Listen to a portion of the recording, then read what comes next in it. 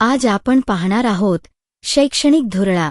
मंडळी, जत्रेत हरवलेलं पोर या मालिकेमध्ये आपण वेगवेगळ्या प्रकारच्या विचारांच्या जत्रांमध्ये आणि त्या विचारांच्या नावाने निर्माण होणाऱ्या धुरळ्यामध्ये हरवलेल्या माणसाबद्दल चर्चा करतो आहोत.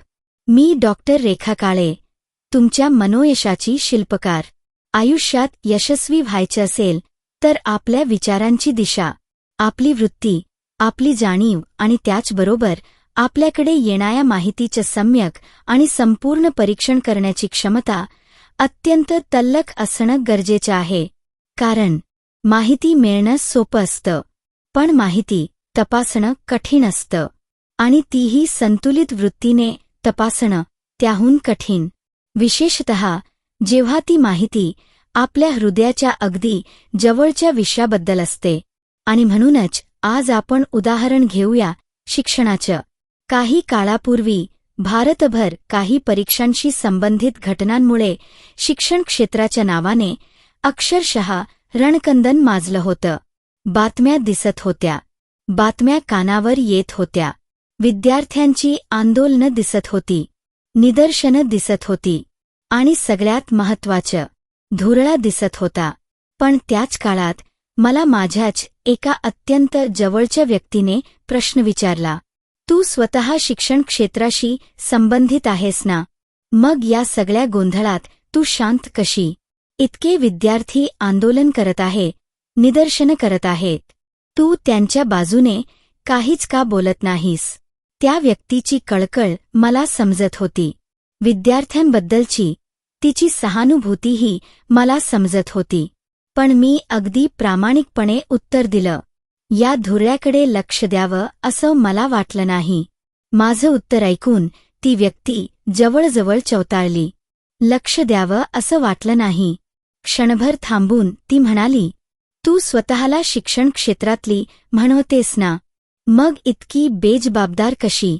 मी शांतपणे ऐकत होते, कारण मला तिची भूमिका समजत होती. निरपराध विद्यार्थ्यांबद्दलची तिची काळजी मला कळत होती. पण त्याचबरोबर त्या घटनेचा आधार घेऊन समाजाच्या डोळ्यांमध्ये अत्यंत प्रभावीपणे उडवला जात असलेला धुरळाही मला स्पष्ट दिसत होता. फरक एवढाच होता की ती व्यक्ती त्या धुरळ्यालाच सत्य मानण्याच्या मनःस्थितीत होती. आता अशावेळी आपण काय करायचं? समोरच्या व्यक्तीला लगेच सांगायचं, तू चुकीची आहेस? नाही, कारण त्या क्षणी तसं केलं असतं तर माझ्या प्रत्येक शब्दाचा अर्थ तिच्यावरची वैयक्तिक टीका असा घेतला जाण्याची शक्यता होती. म्हणून मी तिचं बोलणं ऐकत राहिले. तिने मला अनेक बातम्या पाठवल्या, व्हिडिओ पाठवले, लिंक्स पाठवल्या. त्या सगळ्या गोष्टी मीही मनापासून पाहिल्या. आणि शेवटी माझं मत पुन्हा एकदा अधिक स्पष्ट झालं. शिक्षण क्षेत्रात बदल आवश्यक आहे. शिक्षण व्यवस्था अधिक पारदर्शक असणं आवश्यक आहे. परीक्षा व्यवस्थेमध्ये अफरातफर नको. विद्यार्थ्यांवर अन्याय होता कामा नये. या सगळ्या गोष्टी अगदी खऱ्या आहेत. पण माझा प्रश्न वेगळा होता.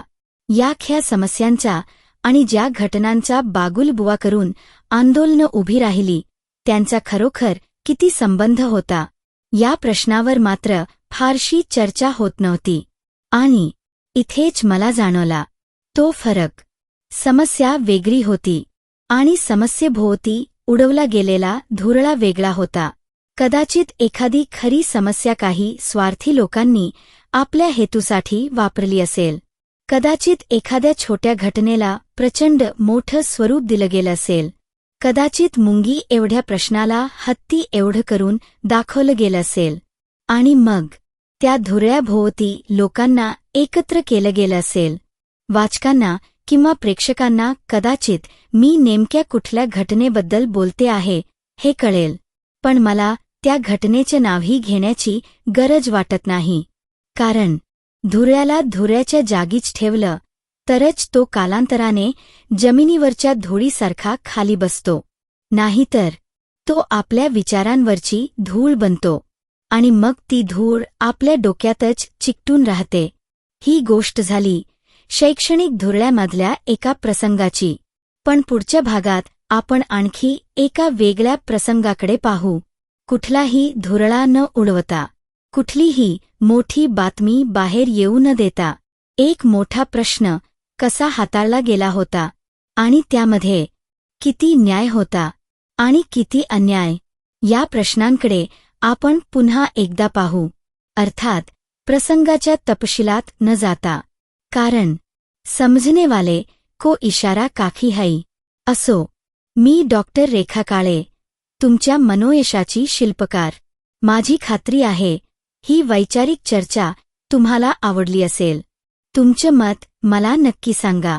आणि हो, बरेच जण म्हणतात तसे तुम्ही पण म्हणत असाल की मी माझ्या आवाजात तुमच्या समोर आले तर अधिक चांगलं होईल. खरं सांगू, मलाही ते आवडेल. पण मग इतक्या गोष्टी इतक्या कमी वेळात तुम्हाला देणं कसं बरं शक्य होईल.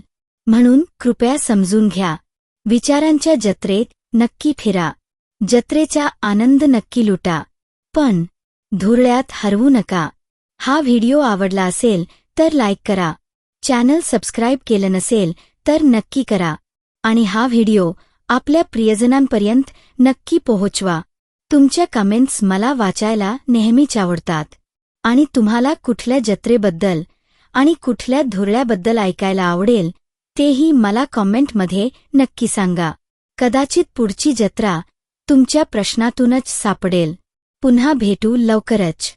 तोपर्यंत विचारांच्या जत्रेत मजेत प्रवास करत राहा, पण धुरळ्यापासून सावध राहा.